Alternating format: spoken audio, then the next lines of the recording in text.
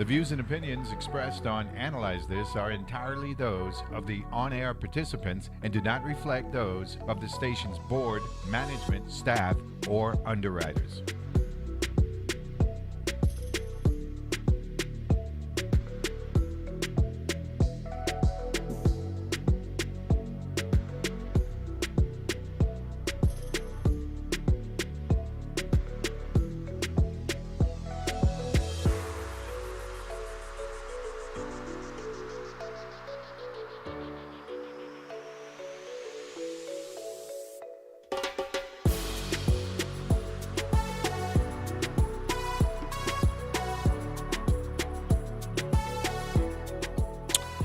And good Friday morning, and welcome to another edition, an end of the week edition of Analyze This here on your NPR station radio here in the U.S. Virgin Islands, WTJX FM 93.1.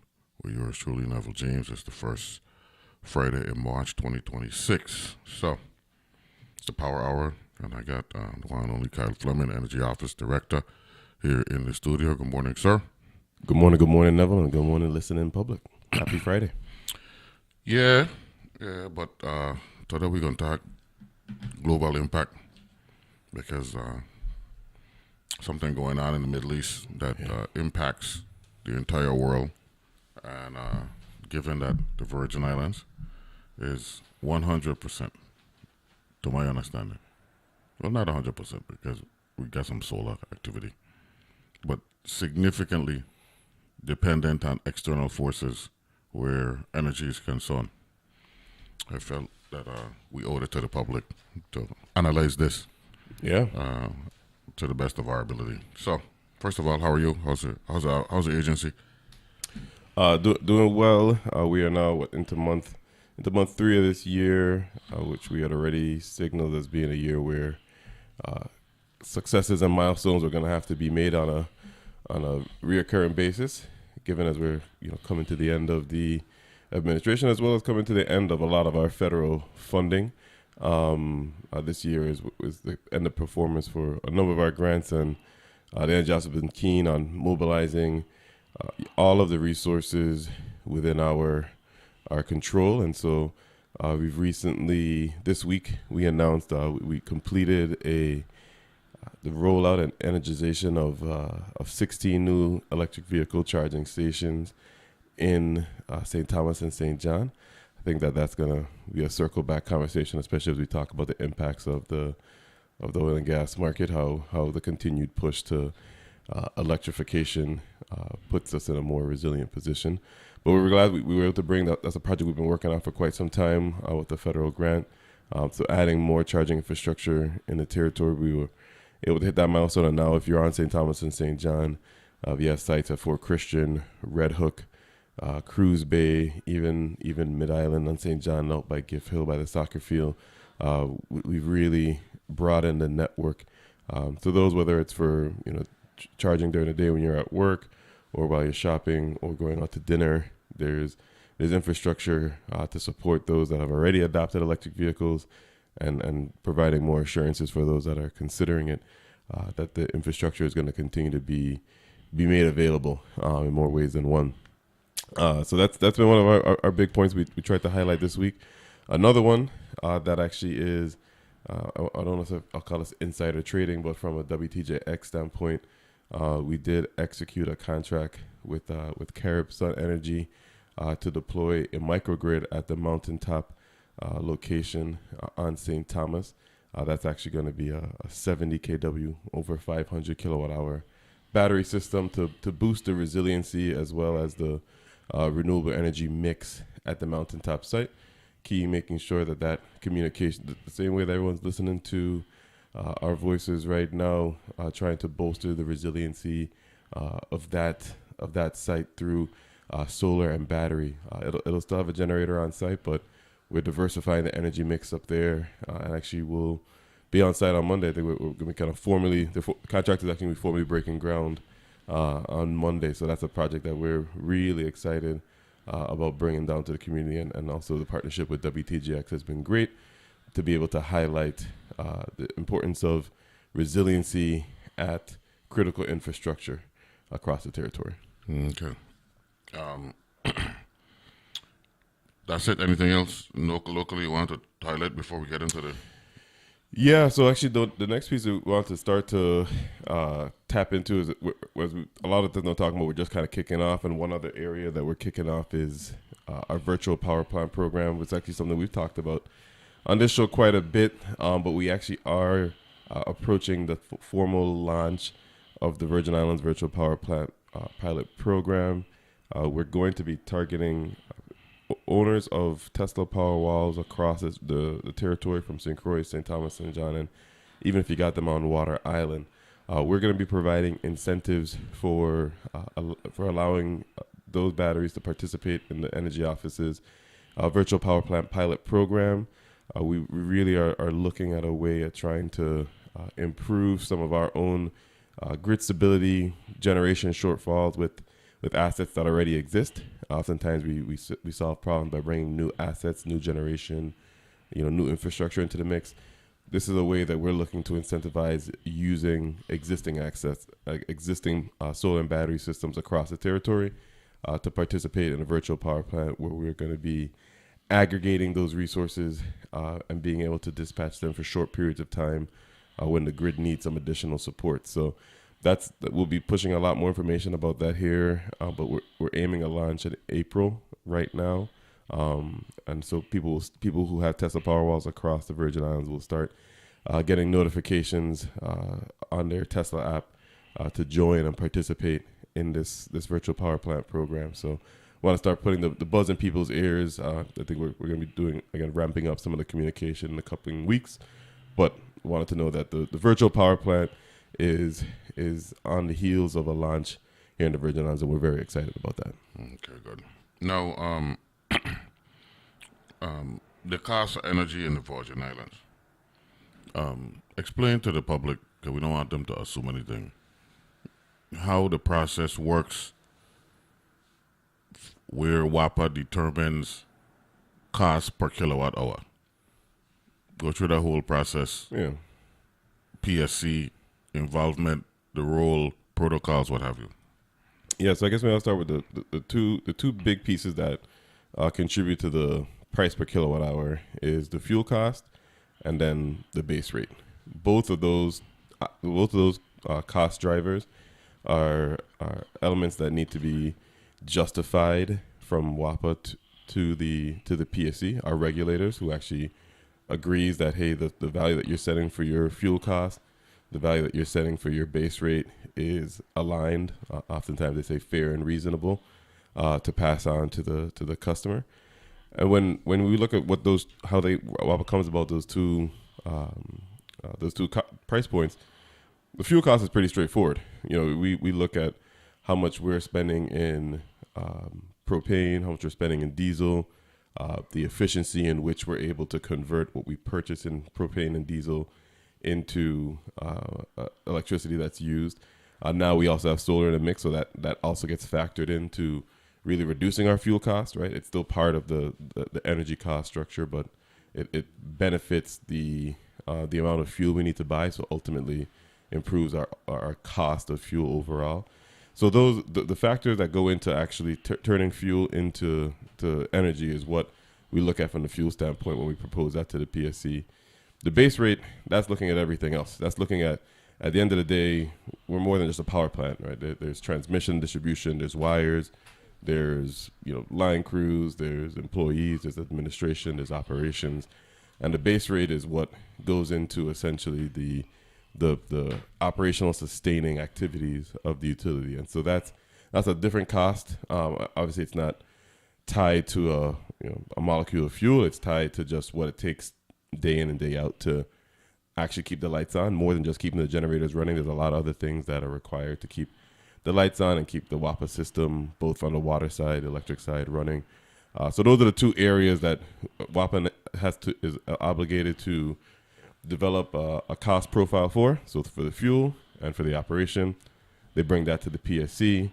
The PSC will review the justification for those two cost drivers, and if they're approved, the Virgin Islands people then are required to compensate WAPA at that rate of at this point it's what 42.5 cents a kilowatt hour. I was going to ask you, what's the combined cost, including the LEAC? Yeah, so that's 40. It's currently let's call it 43 cents a kilowatt hour for residential, and we'll call it 46 and a half for commercial and industrial. 46 and a half. Yeah. Okay.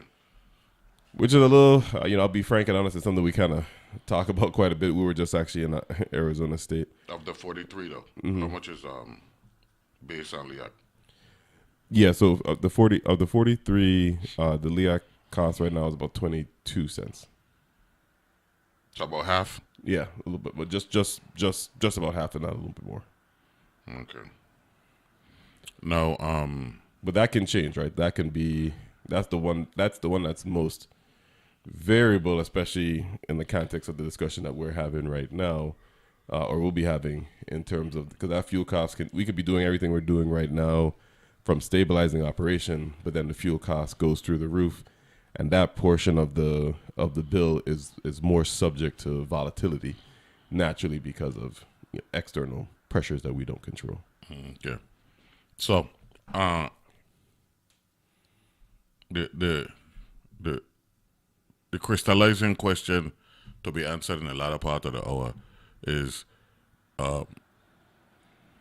are we cognizant of the unquestioned fact that these external forces, these events that are happening that impact us locally, should be an impetus or incentivize us to want to self-generate more?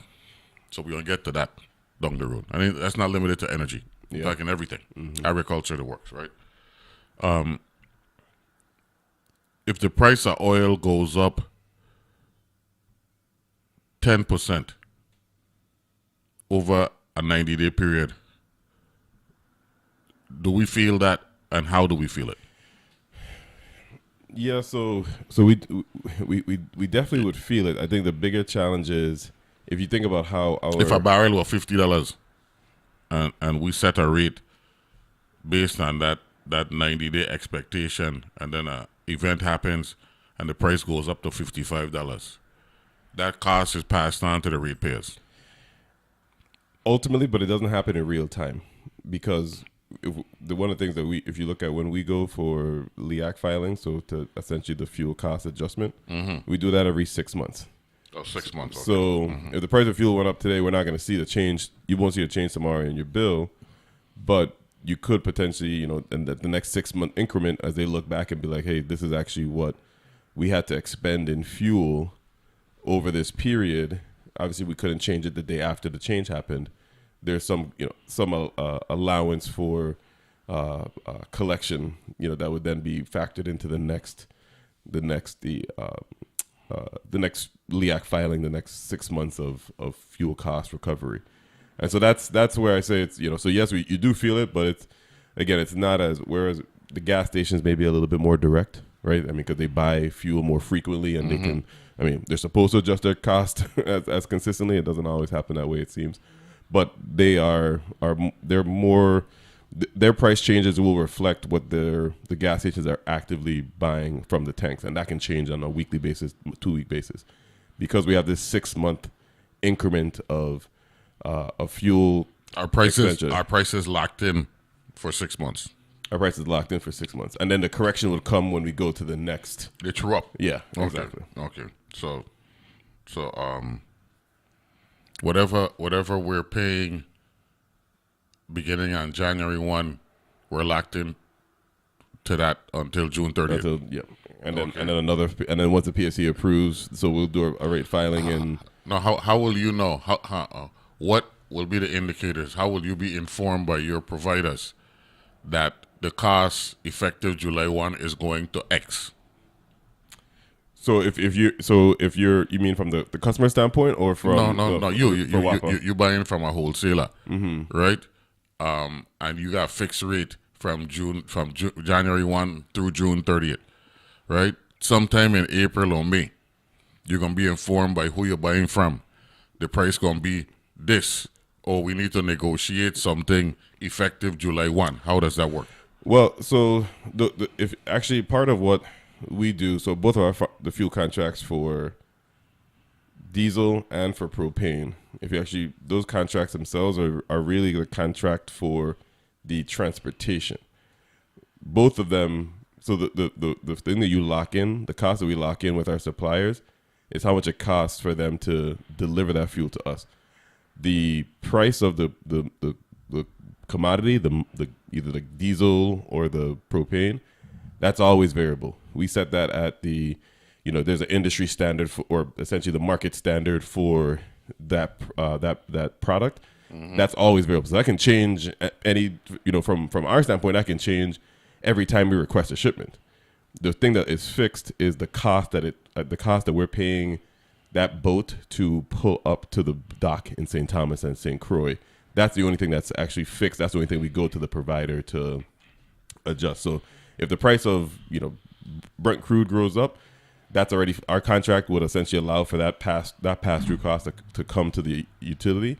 And we just have to, we have to absorb that through our operation. And then again, we would try to maybe if it did go through the roof, try to correct that in the 6-month increment. But that's always subject to change. And the contracts that we have are written to account for that. That the only thing that we're guaranteed over the course of the contract with the supplier is what it costs for them to deliver it. And we're always essentially vulnerable to the market changes. And that can happen in real time. So they don't like bulk buy us and then have us sit on it. That can change at any given time. Okay. So because I want us to have this conversation so that I think one of the problems that America has had is not educating and informing the public as to cause and effect, right, of what we're dealing with, right? So, for example, and I keep using this, whenever there's a war or there's the pandemic that require expenditure of monies and not intake on revenue, right? That means that the people got paid for it at some point, right? And we saw that. I learned that, with Desert Storm and all that stuff. And when we were giving out the stimulus to keep the economy at a certain level, we weren't educating the public in 20 and 21. The check. I mean, the bill gonna come due, right? And it came due in 2022. That's when the inflation went to 9% and all kind of stuff. It wasn't just because of that. Also, the external issues that we're dealing with Ukrainian invasion and all that stuff, right? But I looking at today is March the 6th, right? The price of oil on March the 6th, and we use what's our benchmark? Brent or West Texas? Brent, right? Well, for this discussion, let me use West Texas just to show the public the impact. February 6th, the price of oil, $63.76, right? Today, 28 days later, $85.72. So we can do the math, right, in the interim. And then when the public come back, they're going to find out the percentage differential, and these are the type of things that I'll be looking at when they come before, when I petition the PSC and all that, right? So we'll take a break. It's the Power Hour, March 2026 edition. Be back right after this.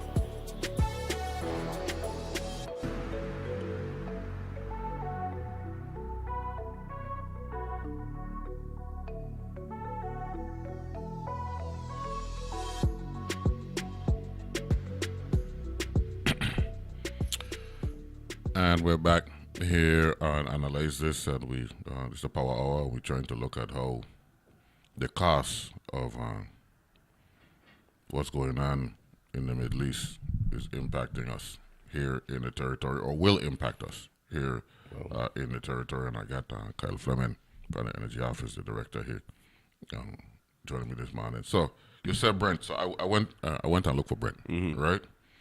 But I'm gonna do that, and also look at the variation from West Texas. Brent is at $89 right now. Okay. Right. I was trying to find the Brent cost on a month ago. Trying to find out how much Brent cost a month ago. Right. I got interactive chart here, but let me say 1 month. Okay, I think I find out of. And I think the key too, $65, right? $65, right? Hold on. Bam. February 6th, we talking, right? Yeah, okay, $65, right? So West Texas a month ago was 64, Brent was 65. Today, West Texas is 85, Brent is 89, right? In order to find the percentage increase, right, you got to divide the differential into the nominator, right? Not the denominator, because the denominator is the number we deal with now, right? So we're going to divide $24, which is the differential in cost per barrel, into $65. where you were. Right, where we were, right? 37% in a month, like did I say in the Bronx. Man, that's wow. But the one thing for us, what to also factor in is that, remember, diesel for us isn't the primary fuel. Isn't our primary fuel Commodity. Our primary fuel is propane. So yeah. While you might see, yes, we'll see an increase. But this is just for discussion purposes. Yeah. So the public will understand the impact. These things definitely. I mean, there's no question. Yeah. There's no. The impact. We will feel the impact now. And again, the only gift and a curse, I guess, from the way we do our pricing is that since we do it every 6 months, we might have a spike now, but it may drop again in a month or two, and then it could change again before that next 6 month cycle is where we have to do essentially like the true up or correction, or essentially do the assessment of really what we ended up, what our cost burden for fuel ultimately was, to then figure out what the rate would be. So that, again, that's, you could call it a gift or the curse, but it gives us a little bit of time to absorb some of these spikes, and can benefit if it does come back down. However, if it keeps going up, I mean, ultimately we know where the pressure point is going to continue to be felt, and that's across the operation and across the Virgin Islands as well.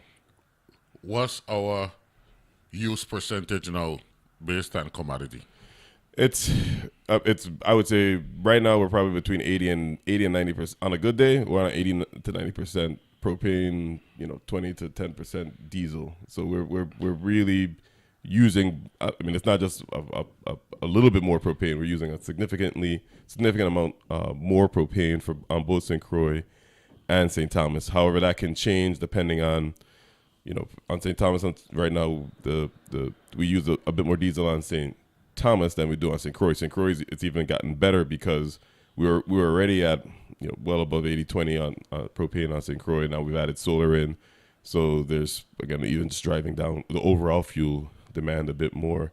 So, but it is a lot more propane. So like the cost of diesel has far less effect on the overall cost profile, but this does still have a significant effect on our cost profile because on St. Thomas it's more part of the mix in St. Thomas than it is on St. Croix. Now, just to show the public how the impact could be sudden, all right? A week ago, this is Brent crude. This is West Texas, $70 a barrel, right? And today, $85 a barrel. 15 divided into 70. That's 1 week, 21%. Okay. You know what I'm saying? So we can't ignore. I mean, I don't want to say we've been ignoring it. We haven't fixed the problem. There's been an energy crisis for over 20 years now, right? Going on 25 years, and we got to make a. I mean, we've gone the solar route, right? Have we gone enough, in your opinion, where solar is concerned? No, there's still room to grow. There's definitely still room to grow, both at the utility scale and at the residential and community level. I mean, there's significant amount of room to grow for solar in the Virgin Islands. So then, what's the next alternative option of the array that's out there? What's the next one that's realistically impactful in a beneficial way to the people of the Virgin Islands? You know, frankly, I mean, one of the things that we continue to push, and I'll still stand by, is that especially for the people of Virgin Islands to feel it directly, it actually helps a lot. It helps for that site, for that solar, to not necessarily be on a centralized, like, you know, location, but like right on their house. And so what we're looking at is, you already see solar and battery on people's homes, but you know, if you fly over the Virgin Islands, I fly into St. Croix, and I realize every time I think that there's a lot of solar here, I fly over and there's great swaths of St. Croix where there is not. You'll see an entire neighborhood, and you may see one or two systems installed, whereas there's some neighborhoods where it's, you know, 75-80% of homes have. And I think that probably the biggest opportunity is those neighborhoods that are only, you know, 2 to 5% of solar, you know, across the neighborhood. I think those are the prime areas for where the evolution needs to go. Like we need to ensure that at a residential level, as many homes as possible that can have you know, some form of solar, and really a significant amount of battery on their home is I think where, if you want to talk about people feeling the benefit, like they'll feel the benefit on day one of that resource. I think the challenge with the centralized approach is that, you know, we've done it takes longer for the cost savings benefit to be felt at the residential level, at the individual level. And you may never, it doesn't necessarily correlate to improvements in reliability, whereas a solar and battery system on your home is able to provide you with direct savings on your utility consumption, and also direct resiliency by having a battery on your home that actually provides backup power, immediate, uninterrupted backup power at your home. So you're feeling both the benefit of lower cost and the improvement of resiliency, which is what everybody wants, but you're not necessarily having to rely on a centralized system to do that. You have we're blending both the local with a site level benefit while also still having the grid tapped in. So that, I think we've got a ton of room to grow, because again, it's not as ubiquitous as it feels, especially if you get outside of like the certain neighborhoods where the concentration, yes, of people who have solar is really high. There are great swaths of the Virgin Islands that there's still a ton of room for you know, distributed residential solar and battery deployment. That was really what a couple months ago or a couple years ago, we had the Solar for All grant from the EPA. That was $62 million. That was supposed to support exactly that initiative of widespread adoption of solar and battery systems at the residential level. So people felt the benefit directly, not necessarily have to rely on a centralized system and hope that the benefits trickle down to them. Unfortunately, the current federal administration was not aligned with that initiative across the U.S. And, you know, that $7 billion in funding for all 50 states and territories was removed. And so, but that doesn't take away, from my perspective, that doesn't take away the drive towards figuring out how we can solve that problem, because that, I think, is really where, in the near term, I mean, there's just no reason why not. I mean, those systems, that technology is available. There's a ton of roof space that's still needed to be populated by residential solar and battery. And again, that is how the people, whether it's a person in the residential or commercial, will feel the benefit of that transition most directly. So that's still the push, and that's still one of the reasons why we were just doing interviews with customers from our solar financing program, where we put solar and battery on. We did it on 30 different homes across the territory. And the testimonies say it all. You know, people are seeing the savings, and, you know, even despite the rotations or blackouts on St. Croix and St. Thomas, like they're no longer subject to that reality. And it's obvious what can be done, and it's clear that there's still tons and tons of room to grow in that department. No. When you enter into a contract with a wholesaler to provide the commodity at a specific rate through June 30th, isn't it incumbent on the wholesaler to get enough inventory at that price or whatever price they have from who providing it for them, because they have entered into an agreement with you at a fixed price?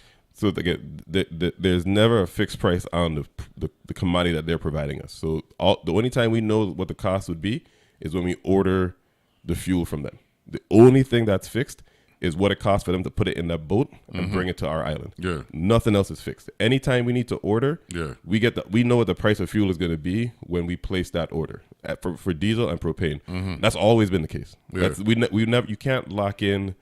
There isn't a contract where you can lock in the price of. We haven't had any contracts where we lock in the price of the fuel. We only lock in the price of the delivery. So the same way, the gas stations pay, who is it, Petromax, to put the fuel in those yellow tanks and drive them to the gas station. Yeah. They're paying Petromax to drive that fuel to the gas station, but the cost is whatever when they buy it from the rack. Yeah. It's whatever the price is at the rack. It's no different from WAPA. At that time. At that time, it's no different from WAPA standpoint when we're buying from our supplier. They tell us what the price is when they're about to whenever we're about to close the transaction. Whenever they're about to put it in the tank, that's what we pay, and there's no fixed nature about that because.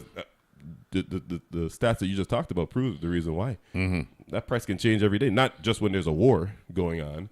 That can change every day. But inventory is inventory, though. If a gas station, let me look at that gas station.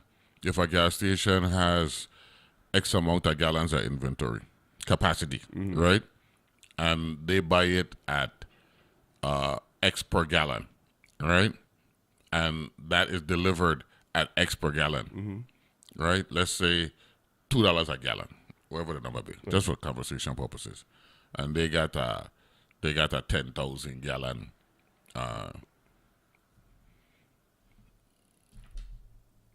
It's in a system. Storage. I mean, like the storage tank. Storage tank, right? And then they've decided we're gonna sell it at $2.50 a gallon, whatever. Even though it's a pennies deal, that's how it's explained to us, right? But let me use $2.50 for discussion purposes, right? So they buy 10,000 gallons at $2 a gallon, right? They gonna make 50 cents, right, on every gallon. Oh, you say okay? 50 cents because they're selling it for $2.50, right? So whatever that number is, right, times 10,000, so that'll be $5,000, right? Got 10,000 times a half, right? $5,000, right? And they got that, right?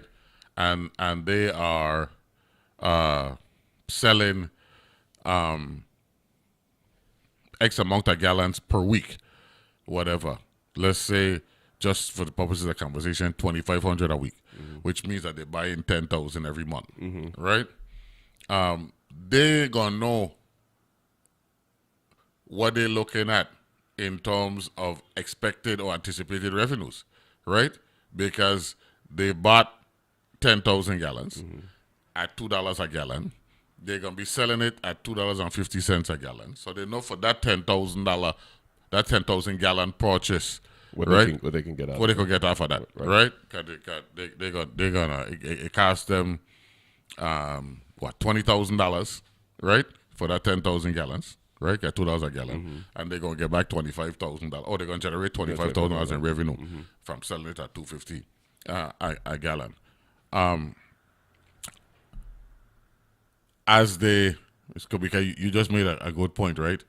The only thing that's fixed is where you have your relationship with the ratepayers, right? When you go to the supplier and say, well, I'm looking ready to make another purchase now, they're going to let you know at that time what the price is. What the price of the fuel is. What the price is, right? Right? You're only paying for delivery, right? The delivery set. Well, you're paying for both, but the only thing that's set is the delivery. Yeah. You check what I'm saying? So that's why the inventory aspect is what drive costs. Well, but see, remember, like, so. No, I'm talking globally now. But yeah, right? So I was about to say, let's if we shift it away from WAPA and shift it to the ocean point to the terminal. Yeah. Right. So like, I mean, the whole business model around the terminal is it's storage, right? The one that's the not the refinery, just the storage terminal. They just store fuel or whatever product that people need to have stored.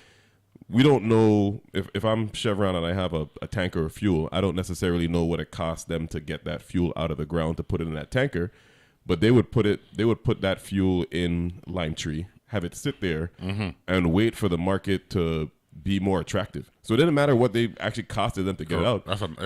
Correct. It's sitting in that tank, and if the price goes up and they're like, hey, now the market is willing to pay this much for this product, that's what I'm going to sell it at. It's not what it cost me to get it out of the ground and process it. So, you know, we are. But our situation is different because we're in a net zero business, right? WAPA want to generate enough money to cover its cost. Its cost, right? Not a profit. In a for-profit business I run it, right? Sometimes it'll walk out a way. A lot of the times it'll walk out the next way. You check what I'm saying? I haven't seen a profit line yet, but if y'all know, let me know. But we're always the profit line not happen when the price go down. Like for example, I remember in 2008 when you were still loaning, right? Still wet behind the ears. You've been in Lehigh or whatever school you went to, right? Right. That year, that 2008 benchmark year, when Hugo Hodge, right, were getting beat up. But then as soon as the price of oil dropped, when the global recession kicked in, here he was coming down to the PSC on a monthly basis, asking for a 30% reduction, a 20% reduction. You know what I'm saying? So those instances happen, of course, rare. Right, and not only rare, ain't really benefiting because money ain't flowing globally, regionally, you know, like it would be. Right. And one thing that OPEC has always said, we're not in the business of trying to break somebody. We want to know that they could pay us. Right. You check what I'm saying? And I learned that year as well. You know, which to me is a sound business practice, but it also shows that, ain't about killing people, because if you're killing them, you got to keep them on the hook for life. Exactly. You got to keep them on the hook for life. Yeah. So we'll take a break and come back right after this, continue this discussion so the public will get a feel for what's happening externally and how it's impacting us internally. Plus, I also want to update on that scene. John Generitek at the governor tried to say that that's not necessary, and I vehemently disagree with the governor on that one. We'll take a break. Be back right after this.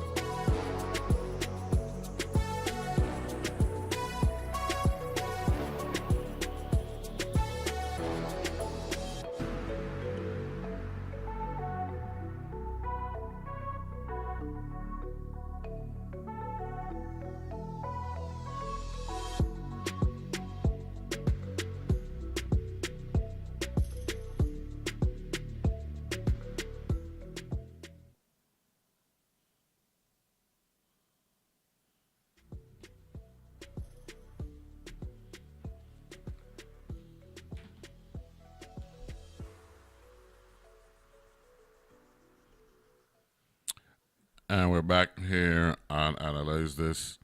And as during the break, I went and I find the that window there, right? On October 1st, right? WAPA, right? At the time under Hugo Hatch leadership, petitioned the PSC for 18 cents, right? 18% reduction, right? In the LIAC rate, right?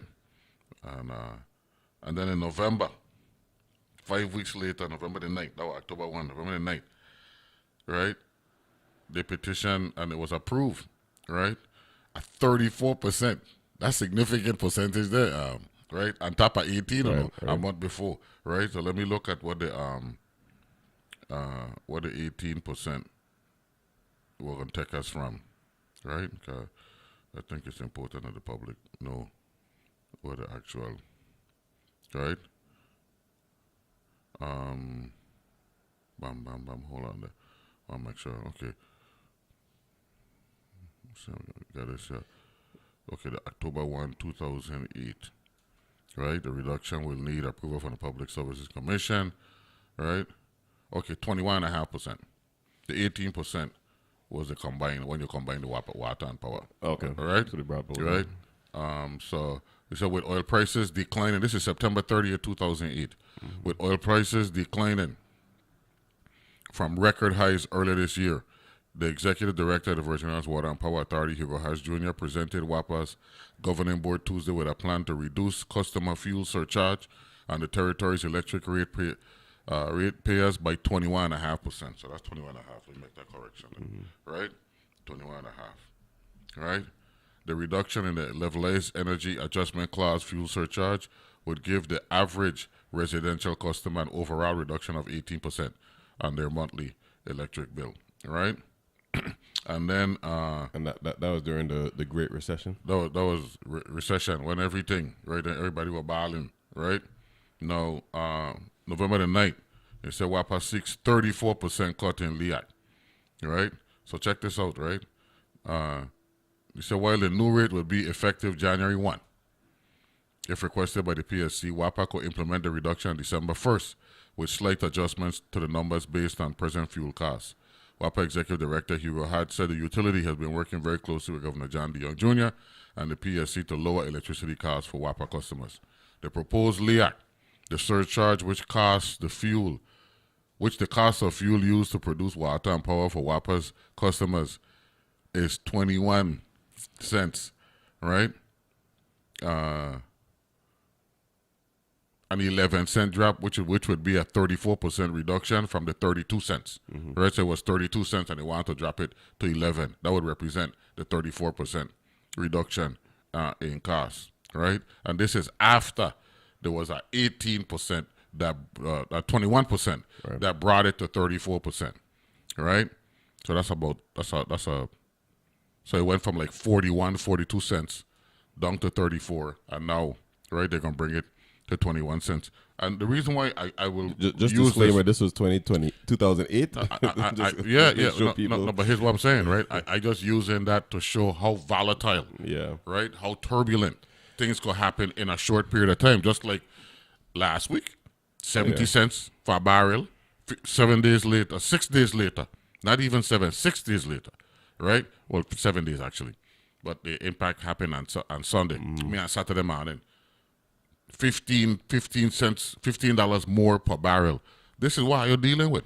Well, right? I mean, I would say, as I've been looking at, I've been finding myself fixated looking at, trying to get updates of what's happening in the Middle East right now. But definitely, every time they show up a video of the a burning refinery, that's pain. You gotta knowing the way this trickled down, and we are. I tell people all the time, one of the reasons why it's important for us to seek energy independence or fossil fuel independence, it's because we are at the very end of this chain, right? Like, think about all the different stops that the resource has to go from the Middle East to refining to shipping to then going to maybe refining in the States and then being redistributed.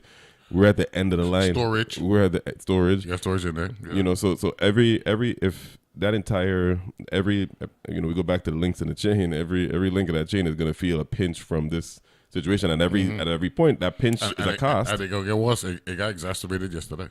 I don't know if you heard about it, right? And we're gonna get to that in a little bit. But I just wanted to give some more history here.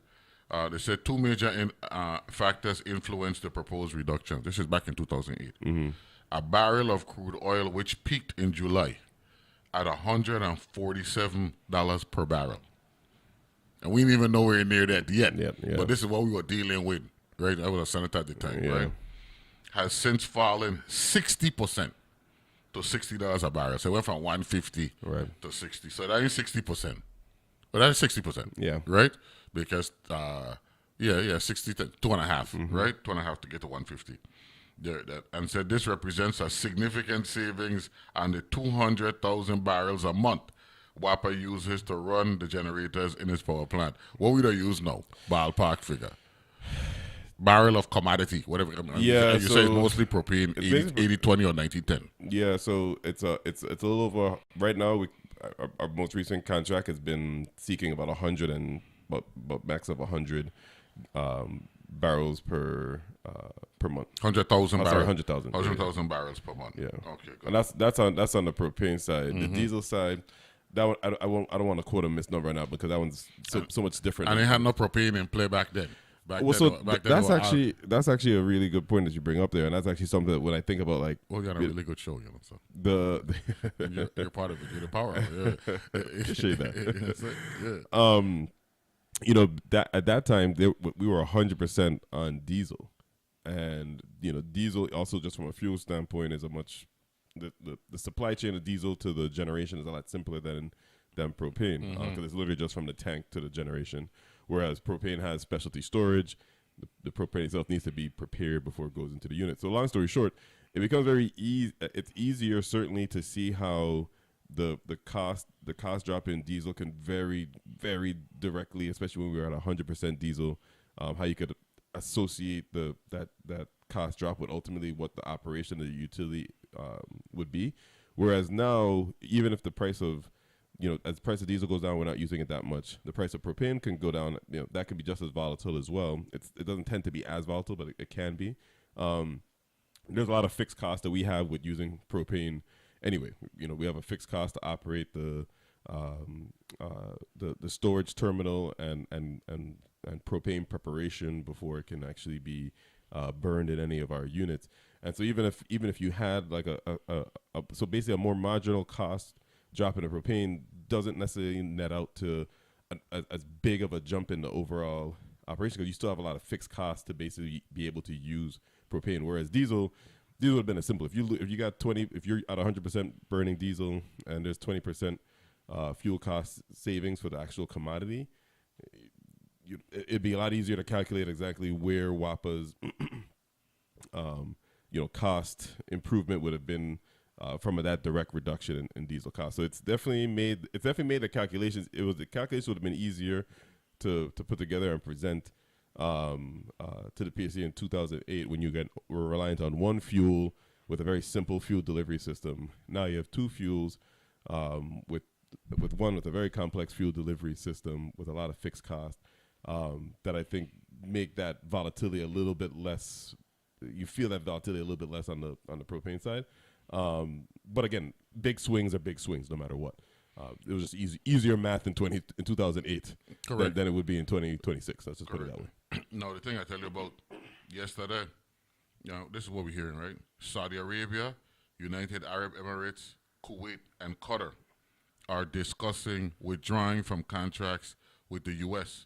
and canceling future investment commitments, right, as a result of what taking place. In other words, the U.S. joining with Israel to go after Iran, impacting the stability of the region because Iran now lashing out at everybody who got relationship with Uncle Sam, right? And look, if I got long-term deals with you and you doing things to cause my people them to be under attack, then I got to respond in kind. I can't sit down here like some chump and let you do what you want to do. So that's another impacting variable as well. Well, and I think those are the ones that probably that run the risk of having a much longer timeline in terms of the impact for us. And again, I think that we, do these situations happen every other month? No, but they can happen at any time, right? So back to the earlier point of the importance from the Virgin Islands standpoint, the more we can distance ourselves from this volatility, the better, right? It's why the commitment to transitioning wherever possible is key for us, because at the end of the day, we have zero say in these type of situations, right? We're not an influence even in the slightest, and so why subject ourselves to that vulnerability? So the Financial Times, right, in an interview published today, right, they said Qatar expects all Gulf energy producers to shut down exports within weeks and drive oil to $150 a barrel. The country's energy minister, Saad Al-Kabi, told the Financial Times in an interview published today. Everybody that has not called for force majeure, we expect will do so in the next few days, right? That this continues. All exporters in the Gulf region will have to call force majeure. Again, that's the worst case scenario playing out there. Right. Because we buy in now. We there in the importing business. That's all we do. That's how we do. You know what I'm saying? So the bigger overarching question now is, we had the pandemic. You got the invasion in Ukraine that impact supply chain, right? You got what going on now, right? The cabinet meetings that you have with the governor when I had to be dressed up and looking sharp and all that thing there, right? And rubbing shoulders, right? Is the discussion about a true commitment to self-generation across the board, not limited to energy. Of course, energy is the one that drives everything because you need power. But agriculture and all that stuff that we could attempt to do, can we count on the Energy Office Director at least to implore upon the decision makers, what more do we need from a unexpected and events perspective to get serious about self-generation? I mean, I think I'll start with the energy piece, obviously with the power, and I can pull strings on that all day, but I think that it's clear that it's not a commitment issue, right? I mean, I think the commitments have not only have the commitments been made, but we've already seen projects fulfilled at the utility scale with the Petronella plant and the Hogansburg plant on St. Croix, the contracts or development underway for the Fortuna site and Bovoni site on St. Thomas.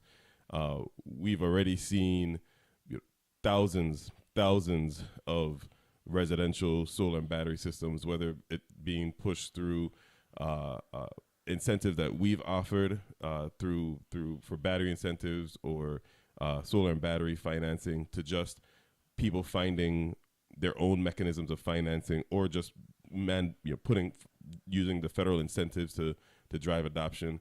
So it's not a question of commitment. The commitment is there. I think ultimately to see it at the scale, to see it at the point where, you asked earlier if we're, how much are we relying on solar currently, and we've taken out huge chunks, right? I mean, their peak daytime in St. Croix, we're close to 50% solar contribution to the grid between the three farms over here, and then you add all the houses together. So you don't get to that point without a commitment, right? Like that. So it's there, but I think to get to the point where we're talking about, hey, we no longer need to import fuel, so that way no matter what happens in the Middle East, we're never going to be subject to.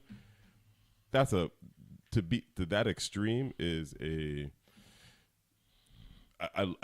can happen in our lifetime, but it's going to take a lot of work to get there, and a lot of it's the time it's going to take to transition completely is something that I don't necessarily think needs to be the goal. I think ultimately what our goal needs to be is to distance ourselves from the dependence, right? Even if you go from 100% to 50%, that's still a major step forward. That's still 50% less burden that you are now subject to from an external source, right? Mm-hmm. And that's still a very meaningful step. I think I remember when I used to do solar installation in the private sector, everybody you talk to wants 100%. Like basically, if it's not taking them off grid, they don't think that it's worth it. And I'm like, guy, if you save 50% if anything allowed you to save 50%, you would still be happy. Yeah, if man. you save 50% of your Yeah, groceries, man, you'd be happy. You save 50% of your fuel You got bill. to explain, but you got to explain numbers to them. You know what I'm saying? And a lot of them believe free is the only change when in fact it's not. Right. You know what I'm saying? The generator in St. John, it could happen, man. Because the governor telling me one thing, so don't right there tell me one thing, and I disagree. I'll say the last update we got, from the last update that I got from the boards, I'll be honest, like they are working through. He said some new pipeline gonna be going from St. Thomas to St. John. Oh, that I don't know about. The plans I have heard are still that there's going to be a generator on St. John. So, but maybe we'll coalesce and make sure we're all on the same page there. Yo, man, always good to talk to you. And good luck with the energy office. Tell Miss Sierra some morning, because she called out looking out for you yesterday and all that good stuff, because she didn't hear from me. But we had your penny and all that stuff. Appreciate that, man. Thanks a lot. Thank you, guys. Have a good weekend. Okay, good.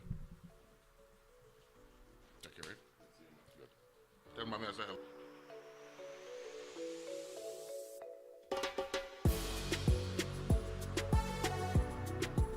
The views and opinions expressed on Analyze This are entirely those of the on-air participants and do not reflect those of the station's board, management, staff, or underwriters.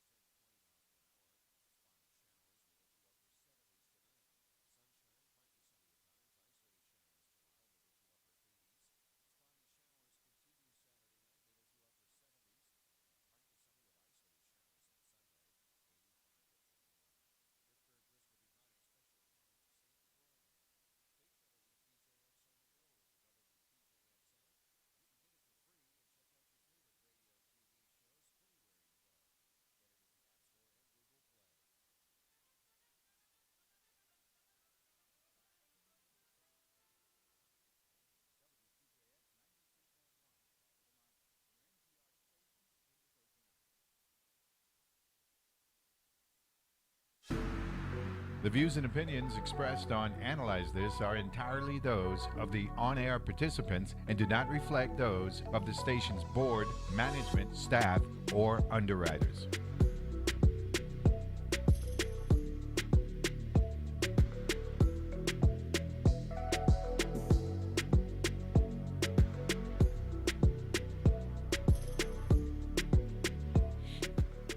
And we're back here, Analyze This, and I want to thank Fleming for joining me for the Power Hour. You know, keeping an eye on what's going on in the Middle East, you know. And interesting that Russia, whom this administration feels the need to be cozy with, yesterday, yesterday said in a statement, right, that the United States and Israel are trying to drag Arab Gulf states into a larger